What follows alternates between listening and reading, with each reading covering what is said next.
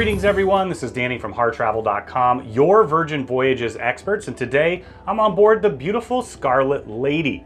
Now this particular category is one of their solo cabins. It's a sea view, but it's built for just one passenger. I love that they have these here on board. I'll show you in just a second, but keep in mind when you're ready to book your next Virgin Voyage, make sure you do it right on HarrTravel.com. You can take advantage of the interactive deck plans to pick the perfect room or suite for you, your friends, or your group, and get that Harr Travel signature service and value every step of the way.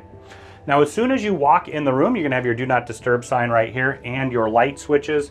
Over here in the corner, you're gonna have your storage. So you've got a little bit of storage up above, hanging storage right here. And then when I open this up, you're gonna see you have your safe there, big enough for a laptop and personal belongings. And then you've got shelves all the way up and down and your hair dryers in there as well. Now let's head into the main part of the room here. Once again, this is designed for one passenger only. You see it's a full-size bed. It's bigger than a twin. I like that touch. You've got your large flat panel TV. It's interactive, so you can see what's going on throughout the ship, in addition to watching television. Now, one other great feature with that is right here, you've got your tablet. You can set the mood. You've got different mood lighting in here. You also can choose from a large variety of content that you can stream directly from here to the big screen TV. Now right here, you're gonna find your writing desk that doubles as a vanity. You've got the little bench seat that pulls out underneath. You can sit and get ready.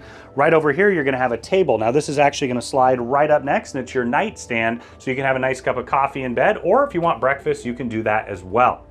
Now, continuation of this space, you've got your phone just here, a little bit of storage underneath, and then just under there, you're gonna find your mini fridge.